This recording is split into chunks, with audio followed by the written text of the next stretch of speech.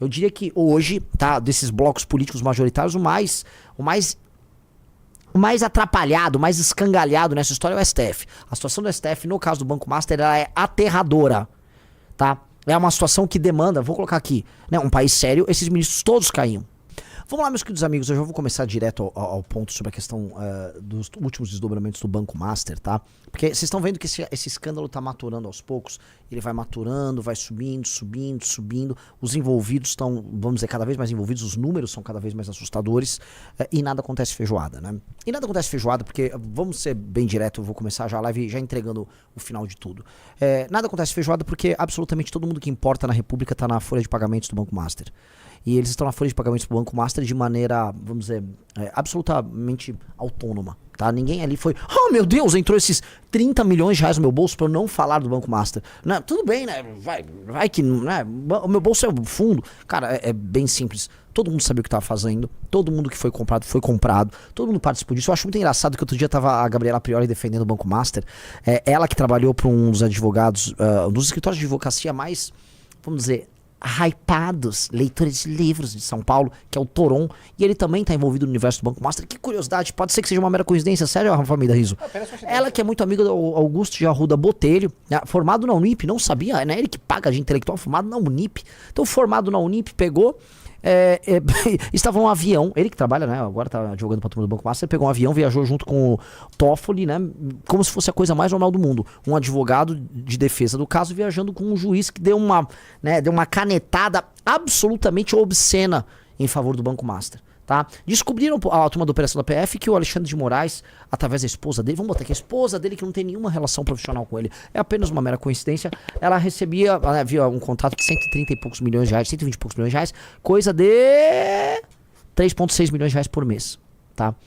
É um pouco assustador, meus queridos amigos. E é assustador e as pessoas vão, né, normalizando porque o brasileiro está absolutamente anestesiado. Ou seja, temos o maior escândalo de corrupção da história acontecendo. Aí de um lado, né, eu sei que eu não vou esperar nada da esquerda, né, mas a esquerda tá falando em, o Lula vai ser reeleito, né, o Painho tem um plano, e o bolsonarismo falando em anistia de um débil mental. Tá?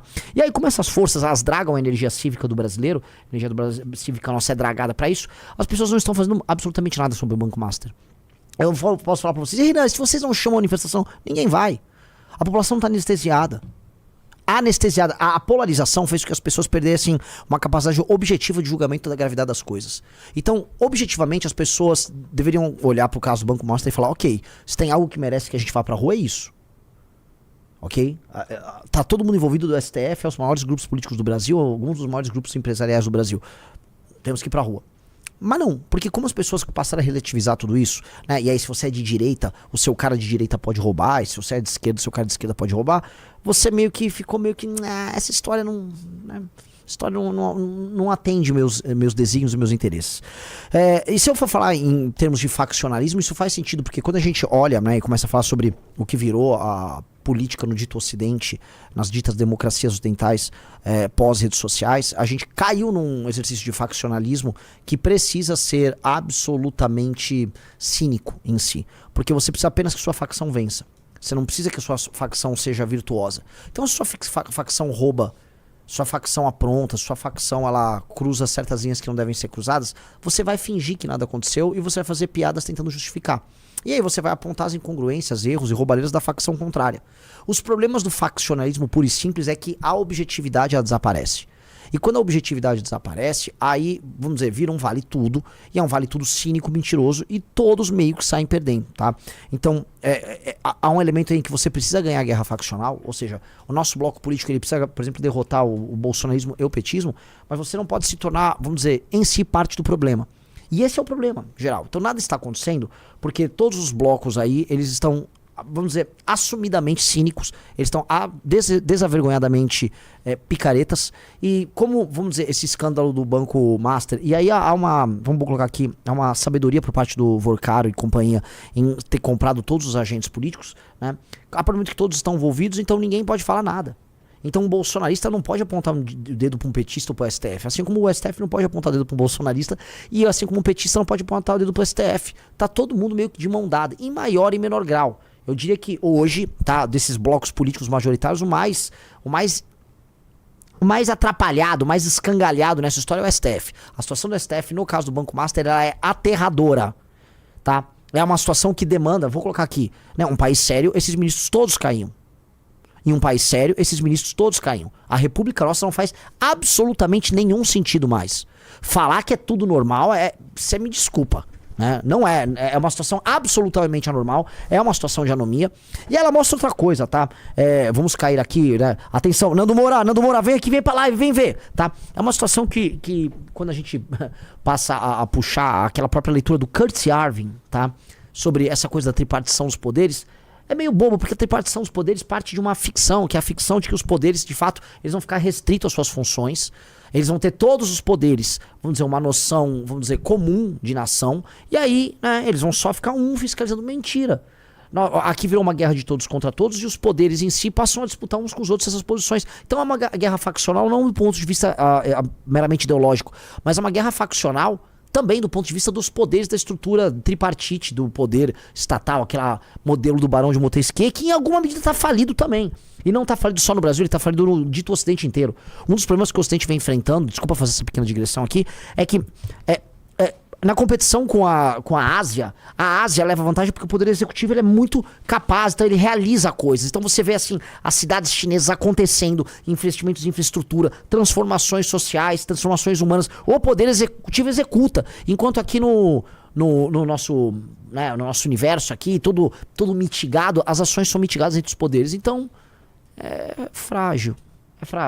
E nós vamos precisar discutir isso. Qual é o papel dos poderes? Como a gente empodera o poder executivo para que as coisas voltem a acontecer? Ou o dito Ocidente vai pro buraco, como está indo. O tal do dito Ocidente meio que foi pro buraco, tá? Eu dei essa volta nessa parte sobre a China, poder executivo, Ocidente, modelo mitigado, porque, né, no fim do dia, né, alguém vai falar que o Brasil é uma república federativa minimamente funcional, que há a tripartição dos poderes. Não há nada disso. Não há nada disso. E vivendo nesse caos que nós estamos vivendo, tá? E assistindo essas coisas, você vai precisar de fato de alguém de fora que vai chegar lá e vai, através do poder executivo, botar ordem na casa. O senhor Alexandre de Moraes, né, é um leitor de Carl Schmitt, e ele reinterpretou Carl Schmitt substituindo o poder executivo pelo poder judiciário, né, no sentido de que num momento de crise, o Carl Schmitt dizia a autoridade vai emanar de algum lugar, e pro Carl Schmitt a autoridade deveria emanar do poder executivo, justamente para você resolver essas questões de crise.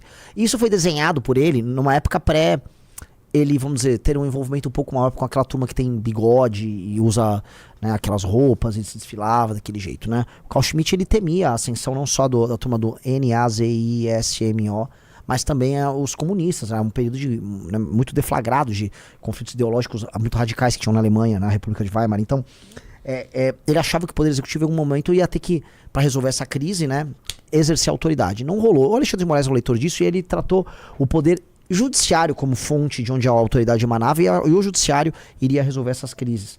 E foi assim que eles concentraram muito poder. Só que essa concentração de poder veio acompanhada também de uma volúpia por outras coisas, porque não é normal escritórios de advocacia de parentes de ministros do STF ficarem fazendo negócios por aí na mão cara, tipo, não é normal. Falar que isso é normal, a pessoa tá completamente maluca. Todo mundo sabe que é normal, todo mundo sabe que esses caras estão com superpoderes, todo mundo sabe que se você começar a falar o que esses caras estão fazendo, você vai preso, você vai em cana, você é perseguido, todo mundo sabe. Falar que, né, todo mundo sabe. E aí, vamos pegar aqui, cadê os outros candidatos falando disso? Repararam isso? Cadê os outros pré-candidatos? O Tarcisião aí, né, ficou vendo os caras falando, meu candidato é o Tarcísio. O Tarcisião tá falando isso? Flávio Rachada Bolsonaro, o vagabundo do Rachadinha, tá? O ladrão do Lula se beneficia, por enquanto, tá, de uma aliança conjuntural com esses membros do STF. É uma aliança conjuntural que eles usaram pra ferrar o Bolsonaro, pra andar com algumas coisas, mas tem uma crise contratada entre STF, especialmente Alexandre de Moraes, Gilmar Mendes e Lula, já. Vai ter treta aí entre eles, tá? E os outros eu nem sei dizer, né, o que o Ratinho pensa. O Zema nem pensa nada, o Zema é um bobo, né, mas retornando aqui pra vaca fria. Esse é um problema que alguém vai ter que tocar, alguém vai ter que endereçar, e assim, vamos tentar fazer da melhor maneira possível. Vamos colocar, vamos dizer, o gênio de volta na lâmpada, assim, da maneira mais suave possível. Mas o gênio vai ter que voltar pra lâmpada. Ou você não tem país. Porque, vamos lá, o STF concentrou poder e assim, ele concentrou, aí ao concentrar poder ele derrubou prerrogativas do Legislativo, prerrogativas do Poder Executivo, começou a fazer controle de constitucionalidade sobre tudo. E aí, no fim do dia, né, de maneira curiosa, eles acabaram também se seduzindo pelos excessos do poder, porque todo mundo se seduz pelos excessos do poder. E aí, né, tá aí, esses contratos, essas coisas, isso não é normal. Isso não é normal. Falar pra mim que isso é normal, o que tá acontecendo envolvendo o Judiciário e o Banco Master é anômalo, é doentio. É doentio, é coisa de república que acabou. E assim, galera, a república acabou. Não existe república federativa do Brasil, isso é uma ficção.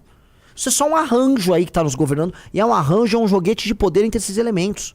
Um joguete que não se sustenta. E mais, não se sustenta porque tá acontecendo algo, tá? E eu vou repetir algo que foi me dito aí por um membro, o membro mais inteligente da dita Faria Lima. Não vou dar nomes aqui, tem que ser uma pessoa... Mas é um sujeito inteligente, o cara mais inteligente da dita Faria Lima. Ele falou, existe uma guerra entre o Brasil institucional e o Brasil não institucional. E como o Brasil institucional, na prática, ele é frágil e tal, o não institucional avança. Então, na falta de boas lideranças partidárias, porque as lideranças dos partidos ideológicos no Brasil não existem, as lideranças não institucionais, né, os Ruedas, os Ciros Nogueiras que fazem negócio com o Banco Master avançam, e avançaram demais. A corrupção, ela avançou novamente na política após Lava Jato pra caramba, tá? Se as instituições também não resolvem os problemas ligados a crime organizado e tal, o crime avança, que é o Brasil não institucional.